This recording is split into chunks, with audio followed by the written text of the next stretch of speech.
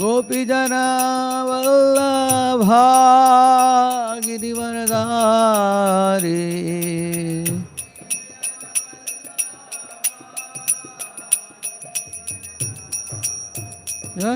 यशोदानंदन व्रज जन रंजना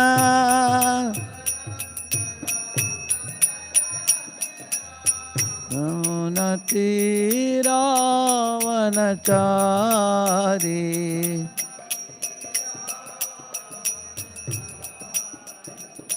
हरे कृष्णा कृष्णा कृष्णा हरे हरे हरे राम राम राम हरे हरे हरे कृष्ण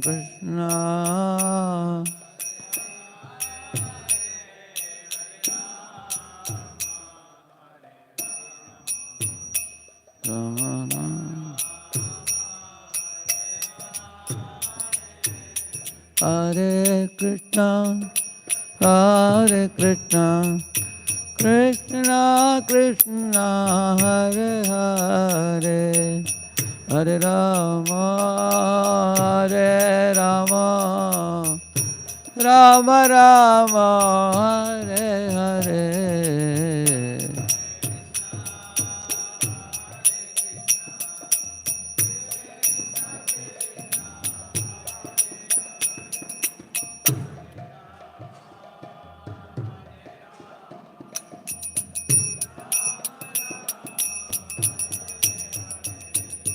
हरे कृष्णा कृष्णा कृष्णा हरे हरे हरे राम राम राम हरे हरे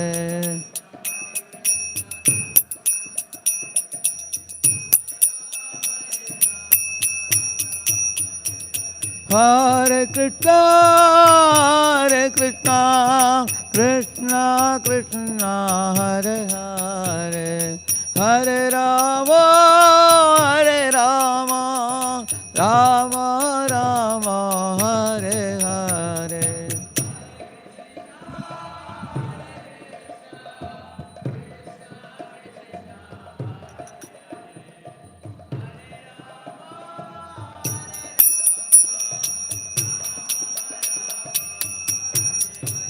हरि बोल हरि बोल हरि बोल हरि बोल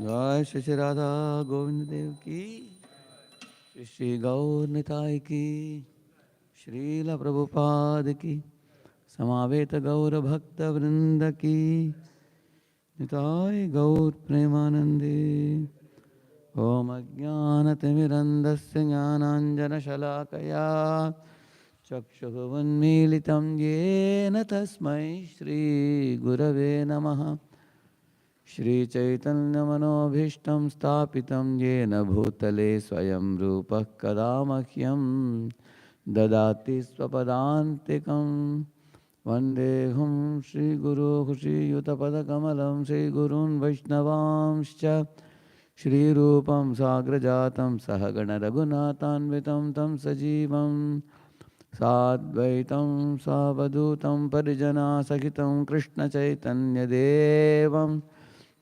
श्रीराधा कृष्णपादान् सहगण ललिता श्री विशाखान्वितांश्च नमो ॐ विष्णुपादाय कृष्णप्रेष्ठाय भूतले श्रीमते भक्तिवेदांत स्वामिनिति नामिने नमस्ते सारस्वते देवे गौरवाणी प्रचारिणे निर्विशेषशून्यवादी पाश्चात्यदेशतारिणे नमो महावदन्याय कृष्णप्रेमप्रदायते कृष्णाय कृष्णचैतन्यनाम्ने गौरत्विषे नमः वाञ्छाकल्पतरुभ्यश्च कृपासिन्धुभ्य एव च पतितानां पावनेभ्यो वैष्णवेभ्यो नमो नमः Jaya Sri Krishna Chaitanya Prabhu Nityananda Shri Advaita Gadadhara Shri Vasadi Gaura Bhakta Vrinda Hare Krishna Krishna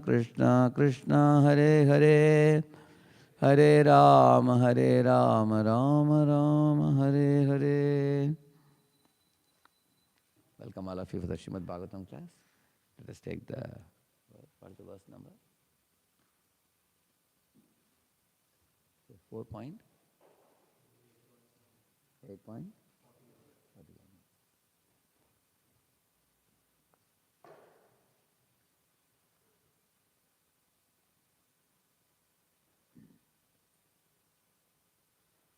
Om Namo Bhagavate Vasudevaya.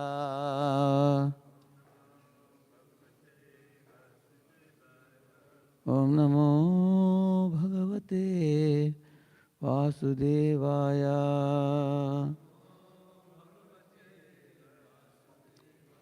Om Namo Bhagavate Vasudevaya.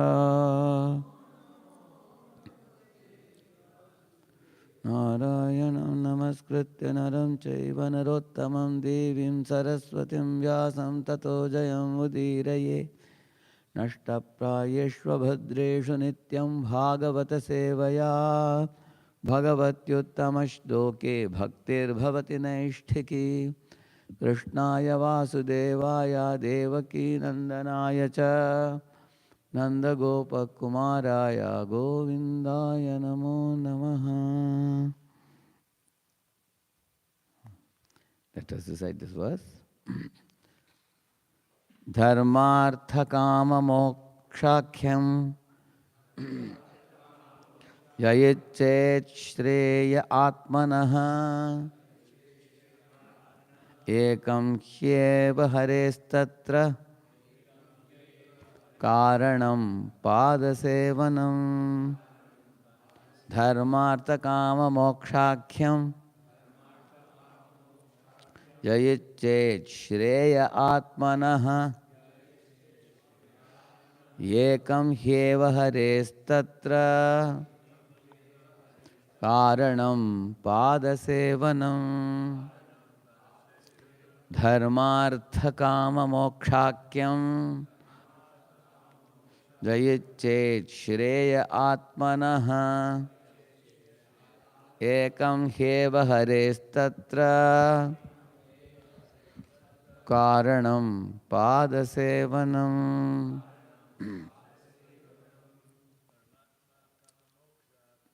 Dharmartha Kama Mokshakhyam Jayichet Shreya Atmanaha Ekam Hyeva Harestatra Karanam Padasevanam. Dharmartha Kama Mokshakhyam Jayichet Shreya Atmanaha Ekam Hyeva Harestatra Karanam Padasevanam. Dharmartha Kama Mokshakhyam Jayichet Shreya Atmanaha Ekam Hyeva Harestatra Karanam Padasevanam. Any Vaishnavis Matajis? Dharma, Artha, Kama, Moksha. The 4 principles of religiosity: economic development, sense gratification, and liberation. Akhyam, by the name. Yaha, who. Ichet, may desire. Shreyaha, the goal of life. Atmanaha, of the self. Ekam hi eva, only the one. Harehe, of the Supreme Personality of Godhead. Tatra, in that. Karanam, the cause. Pada Sevanam, worshipping the lotus feet. Translation purport by His Divine Grace, A.C. Bhaktivedanta Swami, Srila Prabhupada ki. Any person who desires the fruits of the four principles, religiosity, economic development, sense gratification, and at the end, liberation, should engage himself in the devotional service of the Supreme Personality of Godhead. For worship of His lotus feet yields the fulfillment of all this. Purport. In the Bhagavad Gita, it is said that only with the sanction of the Supreme Personality of Godhead can the demigods offer benedictions. Therefore, whenever any sacrifice is offered to a demigod, the Supreme Lord in the form of Narayana Shila or Shaligram Shila is put forward to observe the sacrifice. Actually, the demigods cannot give any benediction without the sanction of the Supreme Lord. Narada Muni therefore advised that even for religiosity, economic development, sense gratification or liberation, one should approach the Supreme Personality of Godhead, offer prayers and ask for the fulfillment of one's desire at the lotus feet of just a minute. Lotus feet of the Lord.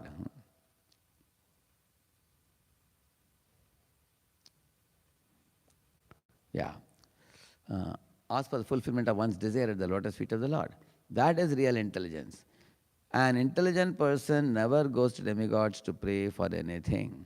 He goes directly to the Supreme Personality of Godhead, who is the cause of all benediction. As Lord Sri Krishna has said in the Bhagavad Gita, performance of ritualistic ceremonies is not actually religion. The real path of religion is to surrender at the lotus feet of the Lord. For one who is actually surrendered to the lotus feet of the Lord, there is no question of any separate endeavor for economic development. A devotee engaged in service to the Lord is not disappointed in the satisfaction of his senses. If he wants to satisfy his senses, Krishna fulfills that desire. As far as liberation is concerned, any devotee fully engaged in the service of the Lord is already liberated. Therefore, there is no separate necessity for his liberation. Narada Muni therefore advised Dhruva Maharaj to take shelter of Vasudeva, Lord Krishna, and engage himself in the way that his mother had advised, for that would help him fulfill his desire. In this verse, Narada Muni has especially stressed the devotional service of the Lord as the only way. In other words, even if one is full of material desires, he can continue his devotional service to the Lord, and all his desires will be fulfilled.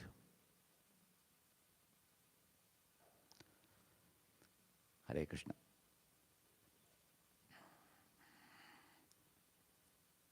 You see, this is a very important subject in the 7th chapter and 9th chapter of the Bhagavad Gita, about the position of the Devatas, which is a very, very important subject for anybody who is keen to make spiritual progress and spiritual life very swiftly. This is a very, very important subject.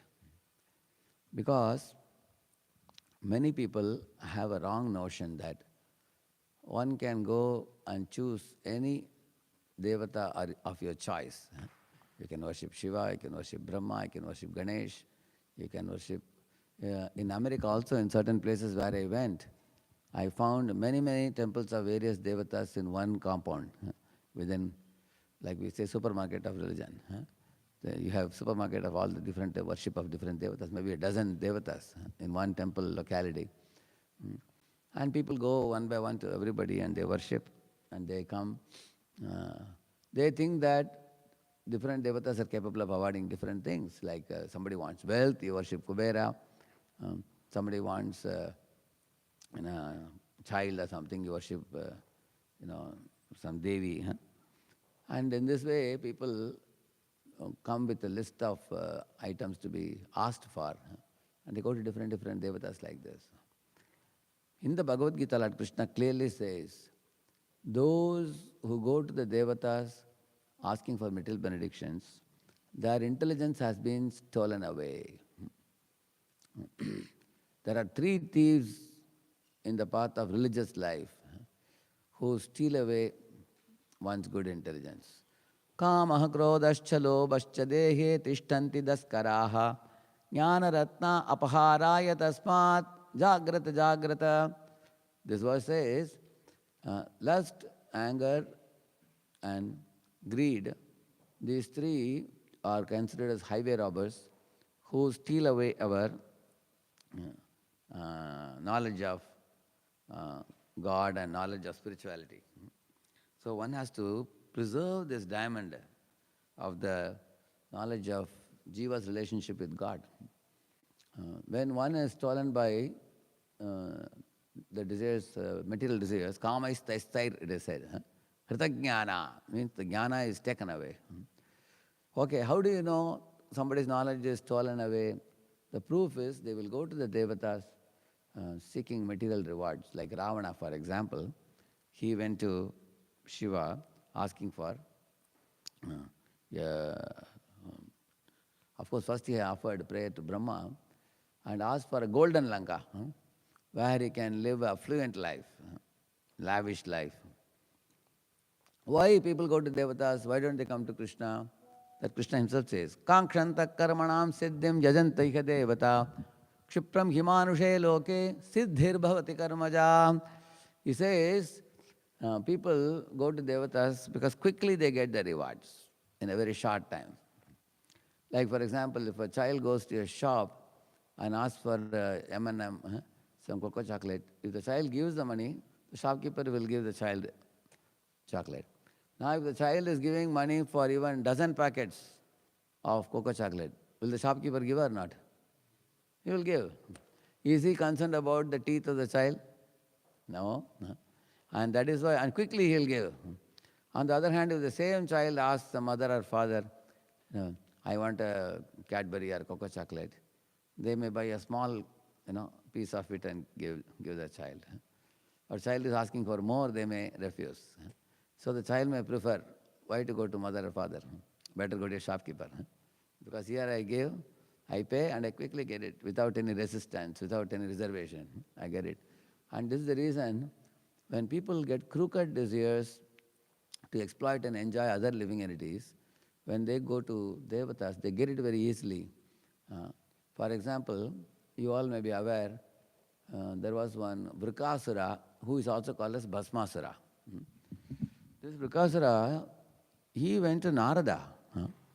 He went to Narada and asked that I want to enjoy Uma. Uma is actually wife of Shiva. So, whom should I worship to get her? Now, is it a proper desire? His desire to get consort of Lord Shiva is an abominable desire. She is supposed to be treated like a mother. For that matter, any woman who is another man's wife should be treated like a mother. But this fellow asked Narada. Narada said, you better worship Shiva only. He guided him to Shiva, go to Kedarnath and worship Shiva. Now Narada is a pure devotee. Why he didn't guide him to Vasudeva? One may have a question. Because some people's crooked desire has become very ripe and it cannot be cured. For example, imagine I have a boil. Once when I went to the boil to a doctor, initially he gave me some tablets which were not curing the boil. Then the doctor said, now this boil is incurable with these medicines. I'll give you another medicine today onwards. So when he gave, it made the pus become more. It was becoming bigger. I asked the doctor, are you curing me or are you making it bigger? He said, I'm making it bigger for another purpose. You just keep taking it. When it became very big, one day he took the scalpel and knife, he removed it. Similarly, Narada knew that this fellow needs to be liberated. He cannot be purified. Who? Bhasmasura. Therefore he told him, you go to Kedarnath and worship Shiva. And this fellow had a very dangerous way of worship. He would cut flesh from his own body and put it in the fire. And Shiva suddenly appeared and said, wait, what is this? Why are you torturing yourself so much? I am easily satisfied if you just give me a bilva leaf and offer some simple worship. Why are you torturing yourself so much? Tell me, what are you up to? What do you want? So this fellow didn't tell his desire directly. Because imagine if he tells Shiva, I want your wife, is he going to give him? So he said, please give me a benediction by touching someone's head, I can break it into 100 pieces. Shiva said, what a dangerous boon you want. Why do you want to trouble the people of the world? Why don't you ask for something for yourself and not to harm others? He insisted, no, this is what I want. Tell me, if you want some more flesh, I'll cut and give from my thighs. Shiva said, enough, okay, tadastu.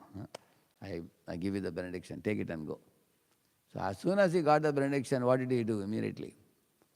He started chasing after Shiva. Shiva had to flee from there. And later on, Lord Vishnu took the form of a young Brahmana boy who stopped this demon and told him, why are you chasing after Shiva? He said, Shiva has given me a boon, I am just trying to check whether it works on him. And he said, imagine if you keep it on Shiva's head and nothing happens to Shiva, people will laugh at you. And also you have to exert yourself running so much distance. I'll tell you a much easier way. Just keep it on your own head, you can very easily test it. He said, and this fellow foolishly kept it on his head. That was the end of Bhasmasura. So, now you will see that the fellow got a benediction from a demigod and then he got destroyed by, he got liberated by Lord Vasudeva, Lord Krishna. You will see that. So, these are one category of people like Ravana or Hiranyakashipu or Bhasmasura, whose material desires have become extreme, like the ripened boil or something like that, which they have to be liberated. But otherwise, if anybody else has any type of material desire, but they are submissive to a pure devotee and willing to listen to the good instructions of the pure devotee, they are right candidates for worshipping the Supreme Lord. Like for example, was Dhruva's desire any less? His desire was to get a kingdom bigger than the biggest person in the entire universe, who is Brahma. He wanted something bigger than Brahma's. At the same time, when Narada Muni looked at Dhruva, he could see that in this boy's heart there is submissiveness to the good instruction. First of all, he has obeyed his mother, Suniti. He didn't argue or fight with her, saying that, why are you not allowing me to take revenge against my stepmother? If you cannot tell me away, then I will take revenge. He didn't do that. She told him to go to saintly persons in the forest. This is one beauty of Dhruva that all of us as sadhana bhaktas we can learn. Several times he submissively accepted the instruction. His mother Suniti told him to go to saintly persons, he went. Narada taught him Ashtanga Yoga and then Bhakti to Lord Vasudeva, he accepted that. Later on, Swayambhava Manu told him to stop fighting against the Yakshas, he accepted that. And while fighting with the Yakshas, when he got drowned in the volleys of arrows, at that time, the sages who were passing in the skyway told him to utter the Narayana's mantra and then use the Narayana Astra. He did that and then he was immediately saved also. Later on, Kubera, when he went to meet Kubera, he bowed down to Kubera and he pleased Kubera also as per the instruction of Swayambhava Manu. In this way you will find, and Dhruva Maharaj, even at the end, when he was in Badrikashrama, tears were flowing down his eyes out of great transcendental ecstasy. At that time, the Vaikuntha airplane had arrived there. Even at that time, he went to all the Brahmins and Vaishnavas and bowed down to them and took permission from them and blessing from them before boarding the Vaikuntha airplane. Not even an iota of pride in Dhruva. So this ability of Dhruva to repeatedly bow down to superiors and openness of heart and willingness to take the good instruction, this is one simple quality we can learn in our life. I don't think it's very difficult to bow our head to the superiors. It's not very difficult. But if one is willing to do this, one will be saved from having to undergo so many problems in this world. So, one fellow in Delhi was telling, he's a devotee. He was coming out of the housing colony. Like this, zoom, like that, he came. And then another car was going on the road fastly. So both the cars are about to collide with each other. There was only 2 inches gap between the two cars. So the fellow who was coming on the road was proper in his following the traffic laws.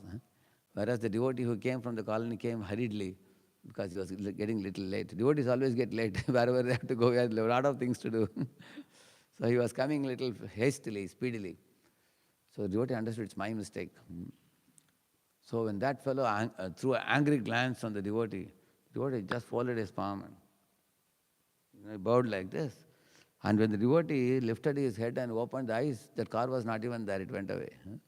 Because that fellow thought that this fellow has agreed his mistake. So he went away. So one's ability to admit one's mistake and repent for one's mistake and seek forgiveness and be submissive is a very big qualification in spiritual life. So this way Dhruva Maharaj attained perfection even after having a very, very big material desire. Now what is the difference between going with a material desire to demigods and going with a material desire to Krishna? Main difference is this. It's not that Krishna cannot give the material benedictions. Krishna, in fact, the demigods cannot give any material benediction without getting it from Krishna. For example, if a postman comes and gives a parcel, a post letter or something, and the boy opens and sees there's a big check. His father has sent him, $20,000. If he's praising the postman, thank you for giving me such a very big amount of money now, $20,000 you have given me. Postman hasn't done anything. He has received the packet from his father and delivering it to the boy. But the boy is a kid. He doesn't know the money is coming from the father. Unless the father sanctions the money, he doesn't get it. Just like you go to a company, the clerk is sanctioning the money that is due for you. If you did some incentive, additional work you did in the last month, they will give you some incentives additionally. If you tell the clerk, thank you clerk, you are so kind, you have allotted me additional incentive. Clerk will say, who am I to allot you? The owner has allotted it. You did some extra work. I am just a sanctioner. What you deserve as per the owner, that's what I am sanctioning you. So, this requires some far-sightedness and some intelligence to see that the money sanctioned by a clerk is not his money. He is sanctioning the owner's money. All the money belongs to the owner. So the demigods also, whatever benedictions they give, they are like your karma secretary. The word is used. There is one verse in the 11th canto of Śrimad Bhāgavatam. It says, Chayeva karma sachiva sadhavo dina vatsala. It says, Chayeva, Chaya means what? Shadow. If you walk, your shadow also follows you, isn't it? Similarly, Chayeva karma sachiva means they are your karma secretary. Whatever you have in your account, that's what they can allot you. They cannot allot one bit more, one bit less. Whatever is allotable for you, whatever Krishna has sanctioned for you, that's what they can allot. So, demigods are actually agents of the Supreme Lord. They are all actually subordinate to Supreme Lord, and they are appointed by the Supreme Lord as administrators of the universe. They have no power in and of themselves. They are dependent on the Lord for sanctioning anything to us. In fact, if they sanction more, they can even get a chastisement from the Supreme Lord. And what is the evidence for this? When Brahma was sanctioning Hiranyakashipu all the benedictions, almost close to immortality, at that time, Lord Narasimha, when he appeared, he followed all those conditions that Brahma had sanctioned him. Not inside the palace, not outside the palace, not on the sky, not on the land, not in the day, not in the night, not by any animal, not by human, not by any weapon and all that. All the crooked demands that Hiranyakashipu made of Lord Brahma, they were granted by Brahma. Suddenly Brahma realized, I have committed a mistake. What was it? I think I have given him benedictions to an extent where he is almost immortal. No one can kill him. And he got checkmated. Brahma wondered, now who will finish this fellow? But Lord Krishna is more intelligent than the most intelligent jiva. 1,000,000 times more intelligent, isn't it? So Lord said, Hiranyakashipu, you think you are smart? I am super smart. Wait and watch what I do. So after the Lord finished Hiranyakashipu, Lord Narasimha was roaring. At that time, Brahma was trembling. Why? Because Brahmaji understood that I have gone overboard in giving benediction. In one of the verses it is mentioned that Lord Narasimha looked at Brahma and said, be consciously aware of your jurisdiction. Don't try to sanction anything beyond your jurisdiction. So that means devatas have a jurisdiction and they can only sanction what the Lord has already permitted. So this is very important to understand. So now you will see Ravana or Bhasmasura and Hiranyakashipu, all these fellows attained ignoble end because of their sticking on to their lusty desires due to their program, their own independent program, which they got granted through the demigods. You can see that. On the other hand, what is the advantage of going to Krishna? The advantage is one's heart becomes refined of material, it's purified of the material desires. One becomes purified. Like you can see, our Alfred Ford, he came with wealth and he stayed with devotion in the society, spiritual society like ours. He had abundant wealth, but the wealth did not become a stumbling block for him to go back to Godhead, progress his way back to Godhead. He utilized all the wealth in, such a huge amount of wealth. He invested in TOVP. And he is still continuing to stay with devotion, with such humility and simplicity, and a very well-renowned devotee in ISKCON society. So when one goes to Krishna, then one's heart becomes purified and refined and develops some attitude of selflessness and selfless devotion to the Supreme Lord. Then such a personality becomes completely a harmless species in the entire world. Nothing bad can come out of them. Actually, such a devotee becomes a well-wisher of all living entities, just as Krishna is a well-wisher of all living beings. A purified devotee also is a well-wisher of all living entities. Like we say, Krishna is Suhrit. Devotee is also called by the same name, Suhrit. Suhridaschaiva dehinam, isn't it? Titikshava, Karunika, Suhridaschaiva dehinam, isn't it? Ajata Shatravaha, Shanta, Sadhava Sadhubhushana. So, on the other hand, those who worship demigods for nefarious purposes, they accumulate powers, wealth, all kinds of things, and they become a great threat for the living entities. They become a great dread. The living entities dread such people like Hiranyakashipu or Ravana or Kamsa and all those fellows. Now it is not only to do with demons go to the demigods, even generally we have a notion, demon means he has two big horns and a big teeth coming out, is a demon. People think like that. Demon need not be like that. The demoniacness is actually a matter of mentality or mindset.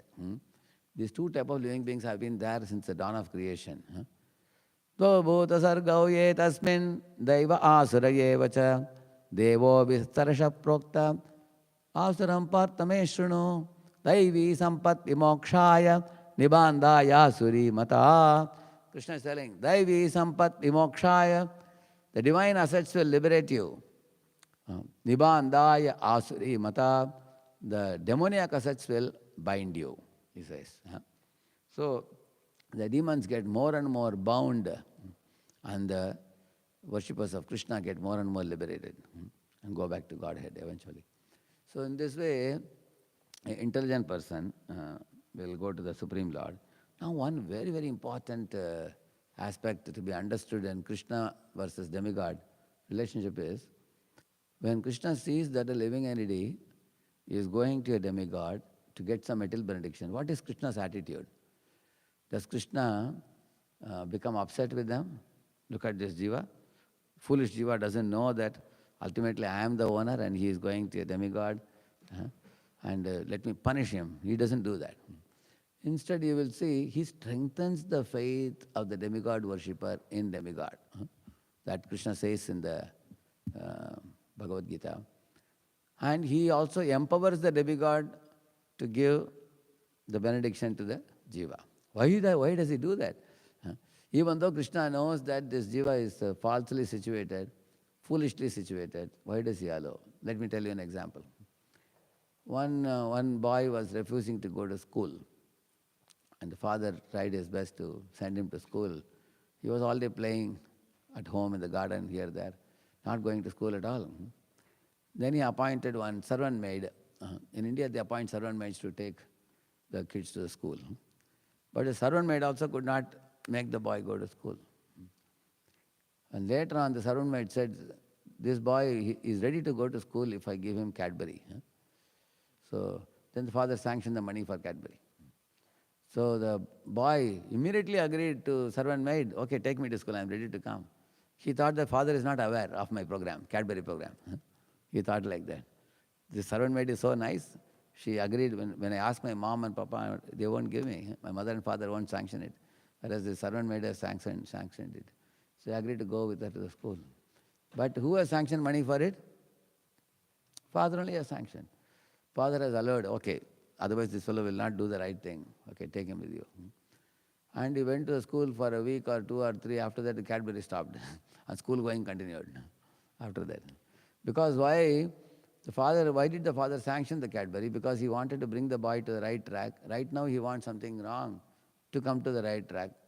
At least he is agreeable to the servant maid.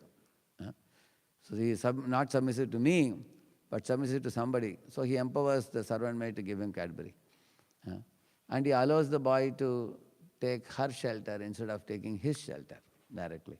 That's why the external energy is there. The external energy is like a tuition teacher for all of us.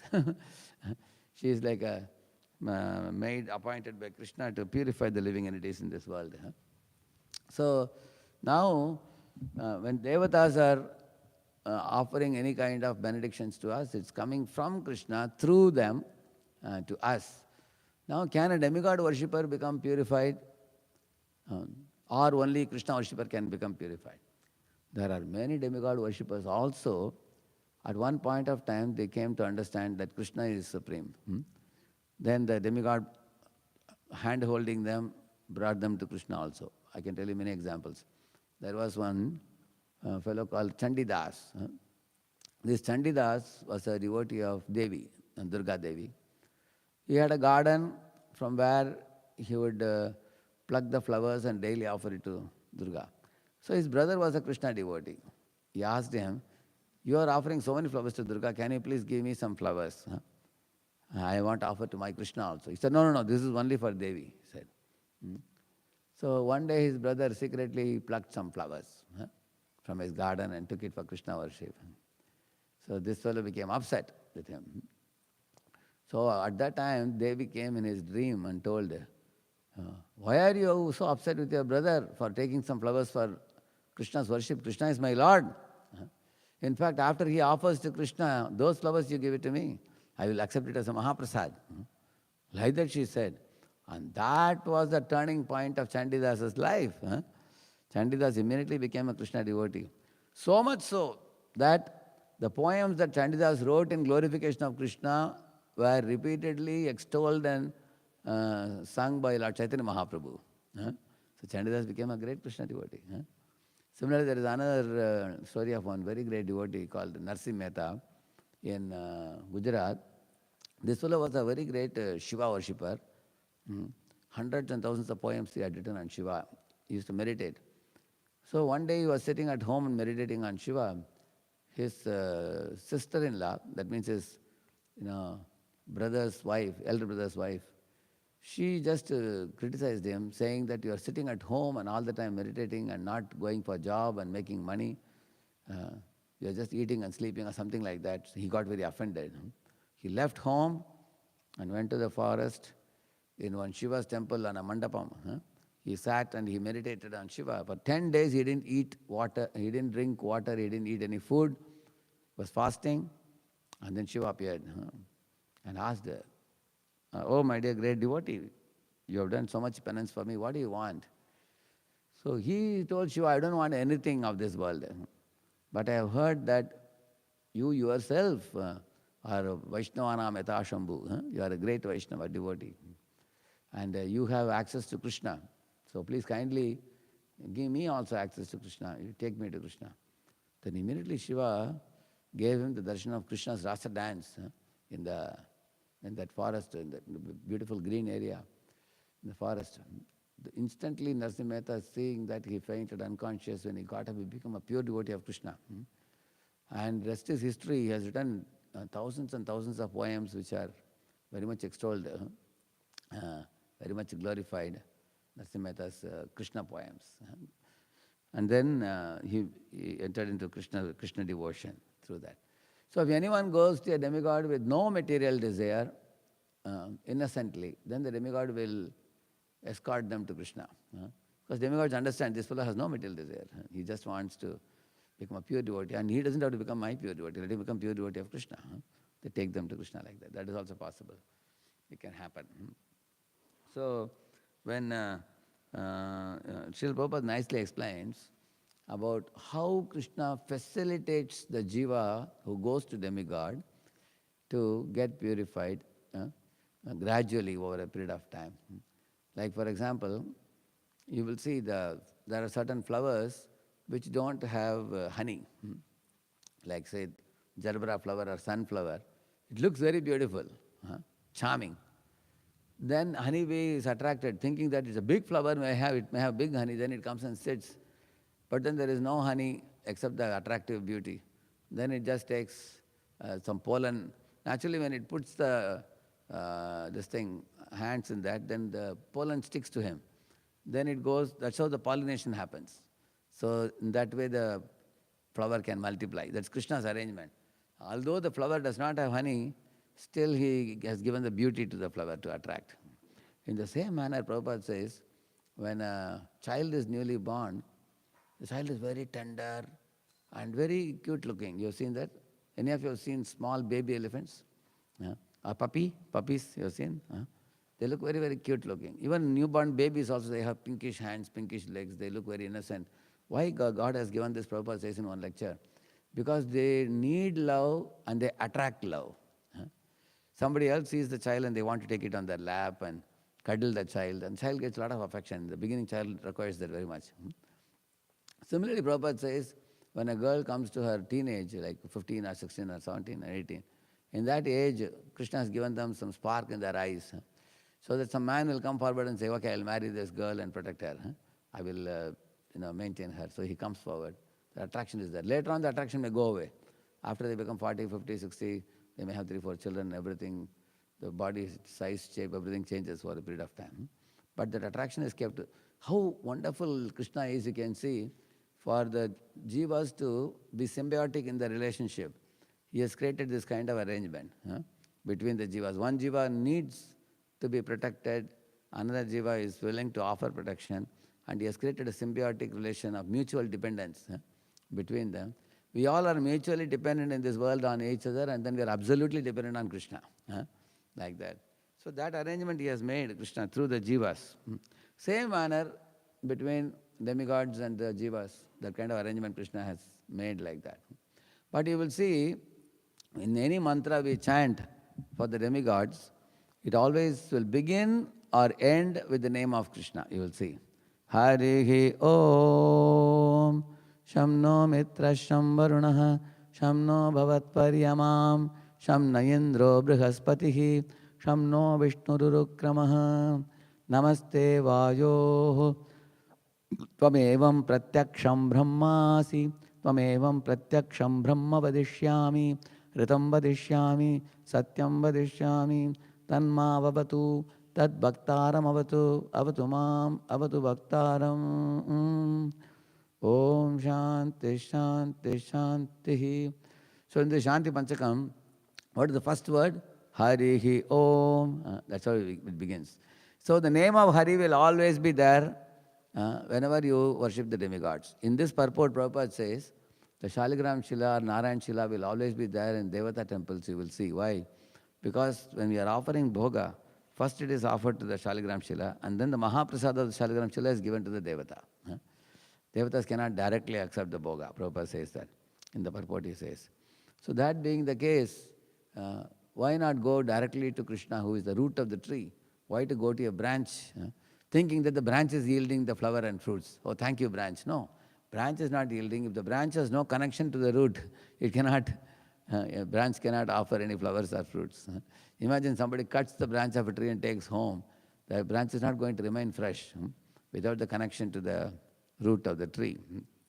So in this way, everything, Dharma, Artha, Kama, Moksha can be attained by going to Krishna, he says. Artha, for example, if you see Sudama, or the fruit vendor lady, they got so much of wealth, without even asking Krishna. Devata worshippers ask the devatas to give, whereas Krishna worshippers don't even ask.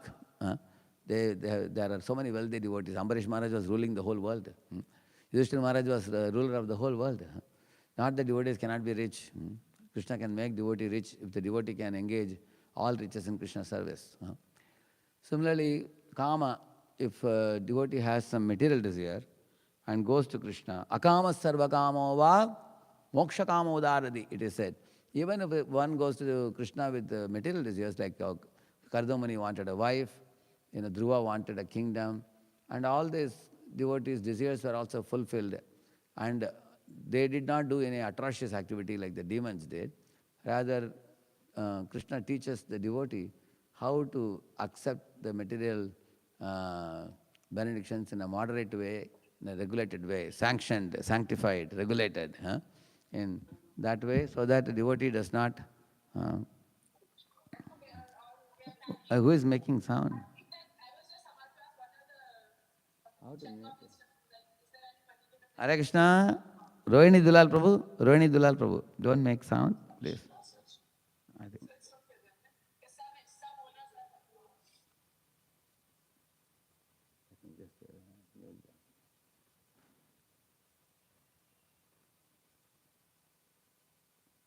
So, okay. So, in this way, the worshippers of Krishna get what the demigod worshippers also get, and much more than that. Because demigod worshippers get material benediction, but they don't get any spiritual advantage. Whereas the Krishna worshippers, they get their hearts purified. They may get all the, dharma, artha, kama, moksha, all those things. So the demigod worshippers do rituals, but the devotees of Krishna are spiritual. Because we say spirit plus ritual is spiritual. The Krishna worshippers know the spirit behind the truth. The truth is that ultimately everything comes from Krishna. He is the famous verse, Yata taror mula nishechanena tripyanti tatskanda bhujopashakaha pranopaharat chayatendriyanam tataiva sarvarhanam achyutejya. This verse says that one should water the root of the tree, it says, because all the branches and leaves and twigs and flowers and fruits, they get their energy from the root, and Krishna is like the root. Just like in a body, the stomach is the place from where all nourishment goes to different parts of the body. So the food should be put in the belly. Once Prabhupada was speaking in a class, there is only one hole in which you can put the food, Prabhupada said. Which is it? The mouth. Not here, he said. And not here. And not here, like that he was telling.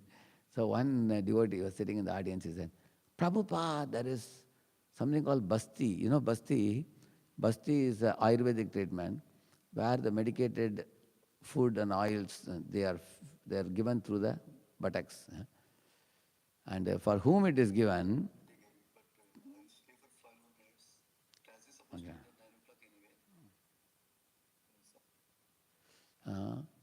So that is given to whom? For a patient. Prabhupada said, nobody eats food from behind when he is healthy.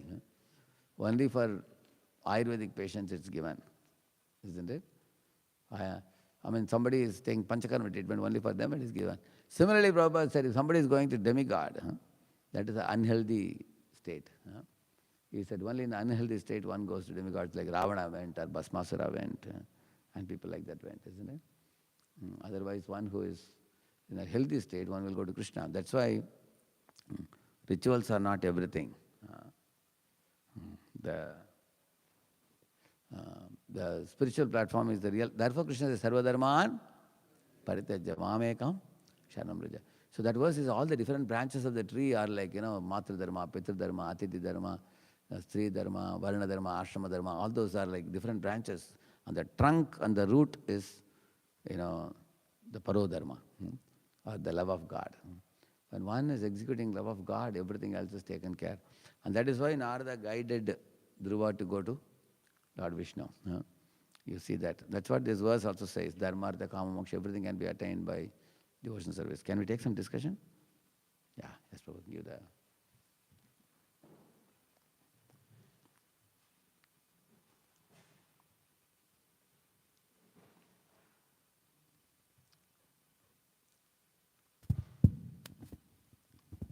Hare Krishna Prabhu, thank you so much. Thank you. You mentioned that when you were traveling around, you see temples where there's different types of demigods. Yeah. I wanted to see what, in many of those temples, they also have Radha and Krishna. Yeah. So I just wanted to see what is the result of a person who worships Krishna as a demigod, as one of the many.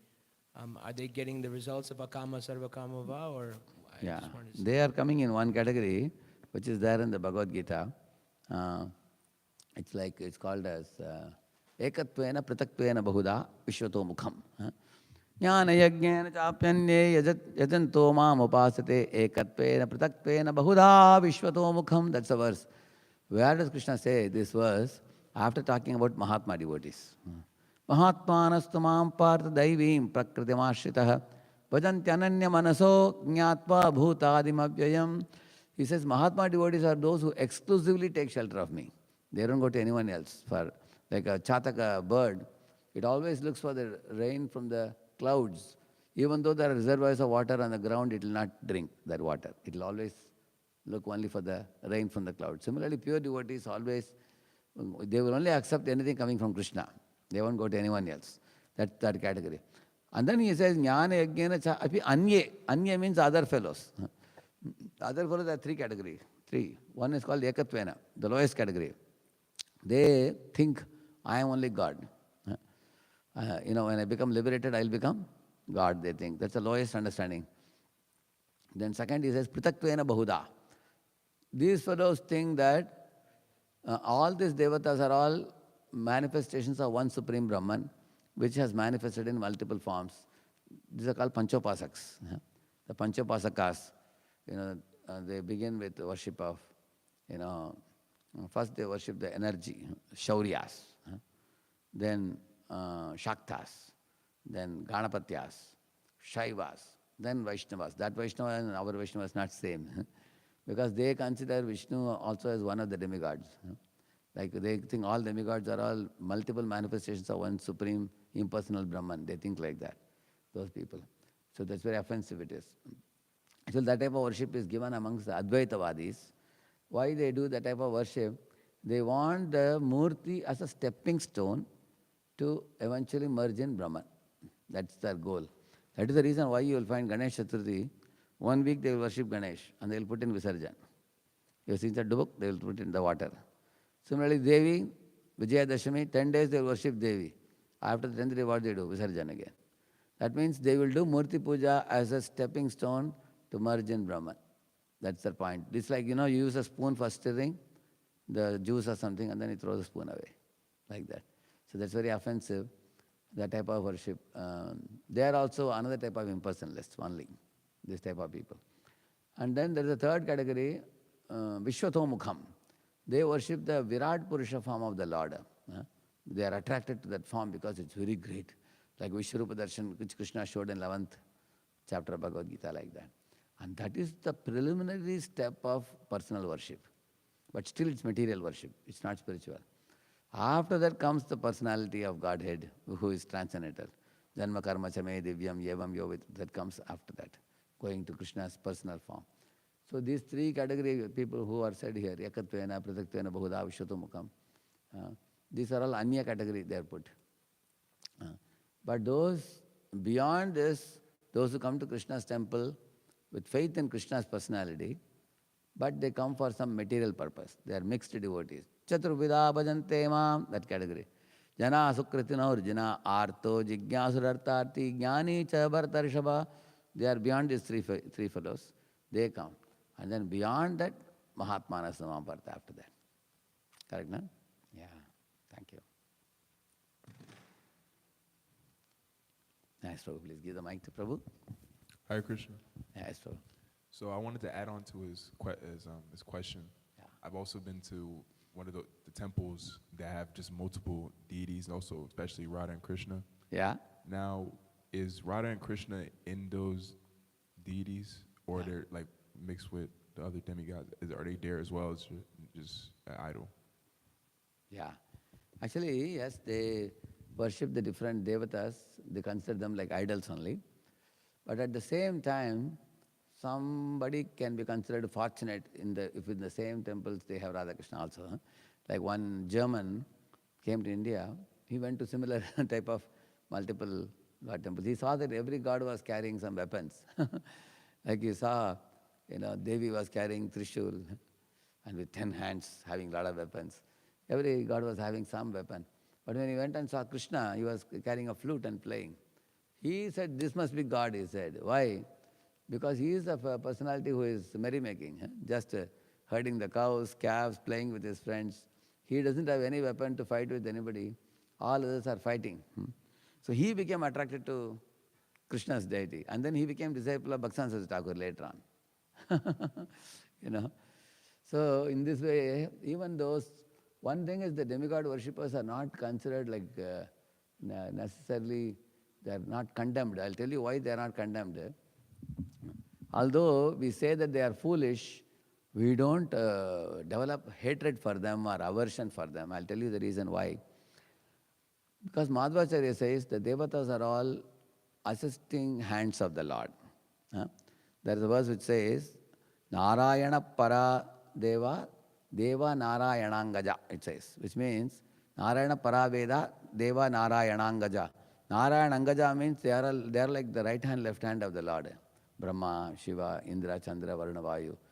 Even Bhāgavatam says, Yam Brahma, Varunendra, Rudra, Marutas, Tunvanti, Divyaistavai, Vedai, Sangapadakramopanishadair, Gayanti, Yam Samagaha, it says. Which means Brahma, Varuna, Indra, Chandra, Vayu, all of them, they are lovers of the Lord actually. All these devatas, they go with the Lord in many of the pastimes. You will see in Ramayana, wherever Lord Rama is going in the forest, devatas in the skyway, they are also going. They are witnessing the pastimes of the Lord showering flowers. And they are also expecting that the Lord will finish the demons. They even pray to the Lord. Sometimes they make sounds also. When Kamsa was becoming like a quote-unquote good man, taking his sister Devaki in the chariot along with Vasudeva, Devatas became worried. Hey, this fellow is appearing to become a good man now. He's pretending like a good man. If he increases his punya, virtue, then he will continue to stay on earth for a longer time and he will do more and more atrocities. So we should quickly see that the pastime of Krishna killing Kamsa unfolds soon. So therefore they made a sound from the sky. You fool, Kamsa, don't you know the eighth child of Devaki is going to be the cause of your death? Who said that? It's one of the devatas in the clouds.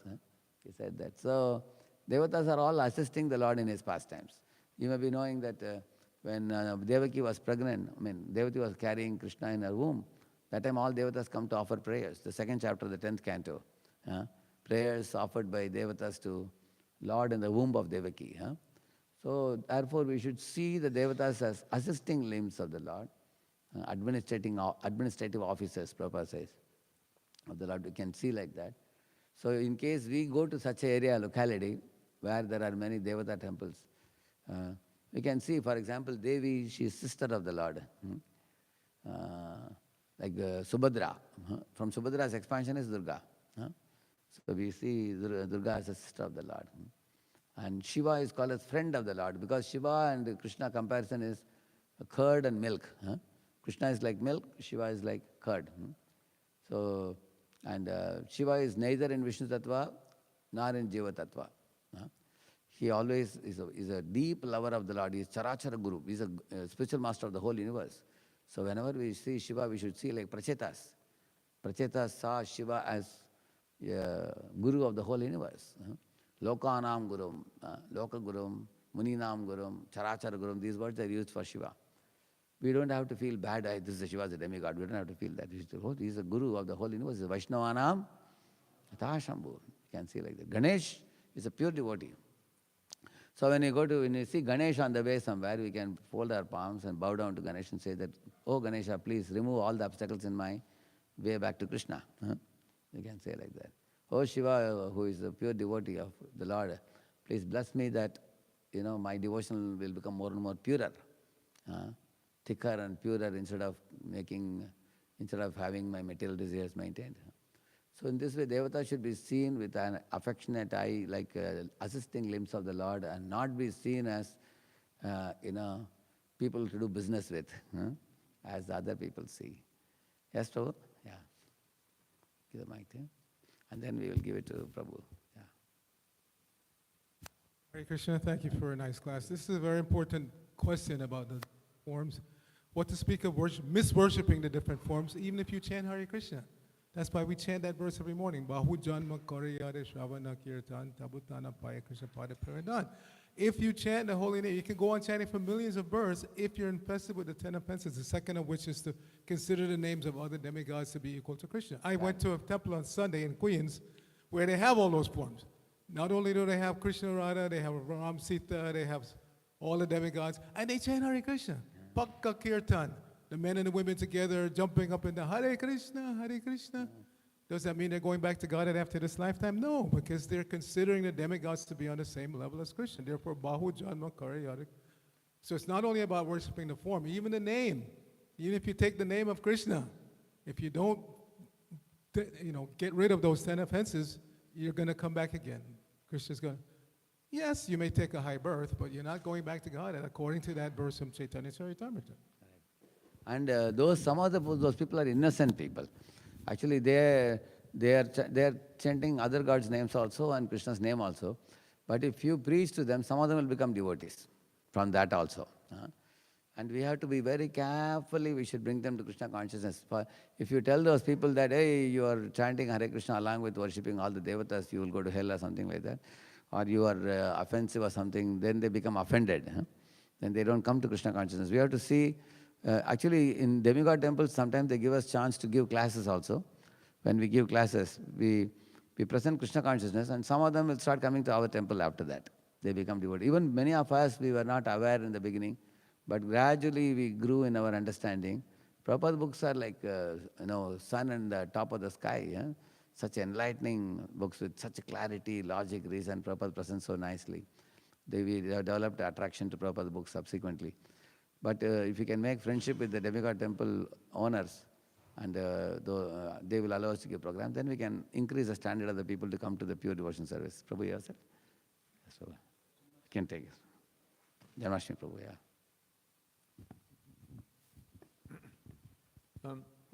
When I joined the movement, and all of the other devotees with me, no one knew about demigod worship. Americans. It wasn't something that was any kind of a discussionary issue.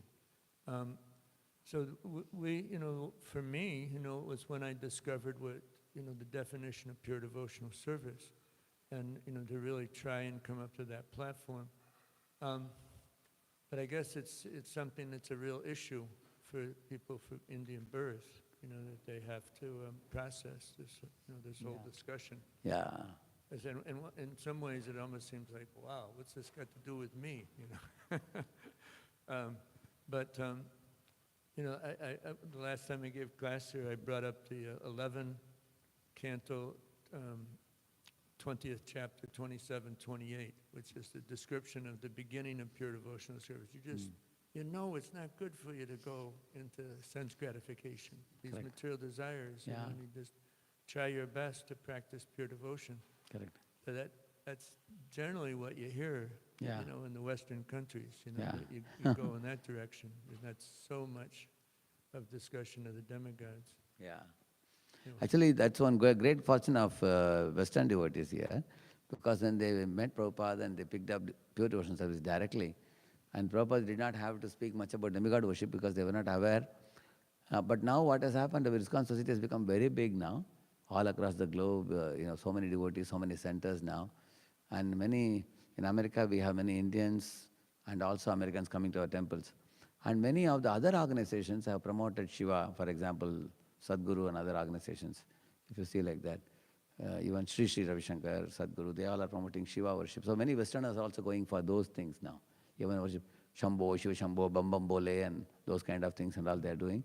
If you see even Bhakti Fest and all in America, they chant many other names also. Like Prabhu was making that point now.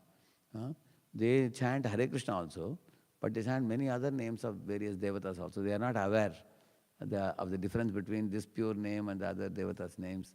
How are they different? They are ignorant. Which means we may have to eventually, while speaking to even Americans also, or non-Indians also, we may have to tackle people who may come with worship of Devi, worship of Shiva. Many are doing those things nowadays. Like Subramanya Swami, for example, they are Advaitins. The Advaitins, they teach worship of many devatas. Earlier, Prabhupada was the one who was preaching Krishna consciousness in America, but now many organizations have started all over the world now, after that. They also started. Many are actually taking nice tips from Prabhupada's style. There are even many other religions also nowadays. They have Sankirtan Bus Party. They also have. They distribute Bible, they distribute Quran. Many others also learned from Prabhupada how to do that. Prabhupada was the most innovative and extraordinary and revolutionary propagator of Sanatana Dharma. But many others have learned from him and they are doing also nowadays.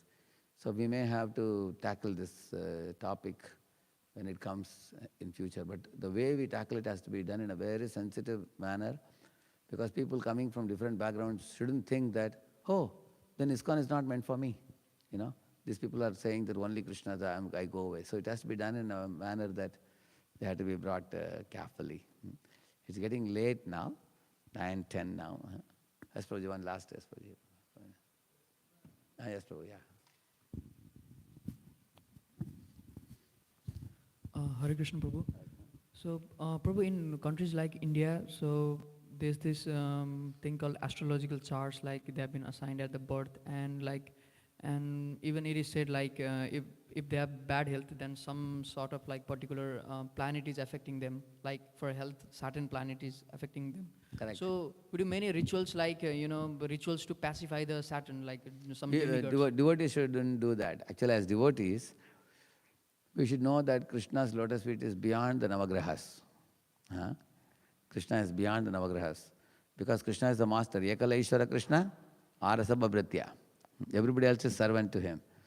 So those who are devotees, they will only, if at all anything has to be done, like for example Narsimha, or Sudarshan Chakra, or Anantashesh, those mantras are given. Even equivalent to Ganesha, we have Vishwaksena. He is also a remover of obstacles, but it's a Vishnu Tattva. You will see that. So therefore, devotees only resort to those things, shelter of those things, and they don't do any puja for Durga Devi or Shiva or anything like that. If you do, that will be causing a bhanga. It will cause a cleavage in our Shuddha Bhakti, a pure devotion. That means we are thinking that Krishna is good, but not good for everything. This problem, I need to go to some demigod to serve. See, our Vijayvasis are worshipping Indra. But in Govardhan Lila, Krishna clearly told them, you should offer the entire worship to Govardhan. And then they agreed. They worshipped Govardhan and offered everything. And they were ready to tolerate the torrents of torrential rain poured by Indra. And then Krishna lifted Govardhan Hill and gave them shelter. Is it not? So, Prabhupada also saw astrology. Thursday he won't travel generally. But if there's a good program, he threw away the astrology and he traveled. Because people like Prabhupada, their mind cannot be affected by anything like astrology or other things. Whereas what happens with we people, we may be, due to our weakness and devotion to Krishna, our mind will become controlled by the astrological chart. If astrology said that, this will happen, that will happen, you develop fear. Oh, if I don't worship the demigod, I can land in trouble. And I don't know whether Krishna will protect me or not. So better take shelter of demigod. Then it's not Ananya Bhakti. Then we go down. Then we don't advance in spiritual life. We may be initiated devotee also. We should never bother about demigods at all, worshipping to them. Ananya Bhakti means ananya, nobody else other than Krishna. If by being with Krishna I have to suffer also, I don't mind. Because that suffering is known to Krishna and he will take care of me. We should have that firm faith. That's a devotee. This is one of the problems in devotee going to astrologers. Actually, astrology should be a tool with you which you can use. But if astrology becomes your boss, then you don't use it as a tool, you become a fool. Then it dominates you. That means, then we also become like demigod worshippers. I will go to demigod and then I'll get my material desire fulfilled. And for the time being, Krishna can be kept in back burner, not in the front. Let me take shelter of demigod for this. Once I get into this, I do this. After that, Krishna is always there, When I get old, I can come back to Krishna again. Then it is no more Shuddha Bhakti. Some people even go on to say, see, Prabhuji, brahmachari, sannyasis, you can be so strict, but we are grihasthas. There should be another standard. No. In pure devotion service, there is no difference between brahmacharis and grihasthas. Prabhupada treated even men, women, grihasthas, brahmacharis, everybody alike in Shuddha Bhakti. A grihastha can be more advanced than sannyasi also. Like when Lord Chaitanya Mahaprabhu was going to South India, he went and offered obeisances to Sarva Bhattacharya. And Bhattacharya was shocked. He asked Mahaprabhu, why are you offering obeisances to me? I am a married man, I am a householder. And Mahaprabhu told him, if a householder lovingly worships the divine couple Radha and Krishna in their home by offering them nice bhoga, offering them nice dress, nice ornaments and sankirtan, everything, they make their home like Vrindavan. Then Mahaprabhu said, such a grihastha becomes capable of blessing even a sannyasi, he said. So, if that is the standard of pure devotion service, then why should anybody go and take shelter of demigods? No one should take shelter of demigods. Anybody who has come to the path of Shuddha Bhakti should stick on to Krishna's lotus feet. If they are going to demigod, that is a sign of their weakness of heart. Hridaya Daurbalyam. There are ISKCON devotees who are going to various demigods. That's a sign of weakness of heart. Is that clear? Yeah. So now it's getting late. So there are some devotees here. Maji, I can answer the question. You can send me a mail, I will answer, because here devotees are getting late here. I know, related only. There are 3-4 hands are up here, but they have to go for prasad. But you send me in Bhaktavali, I will send the reply to all the devotees. You can send me the question, I will reply, okay? Shri Prabhupada ki jai. Thank you very much. Thank you, Hare Krishna. Aur Bhakta Vrinda ki jai.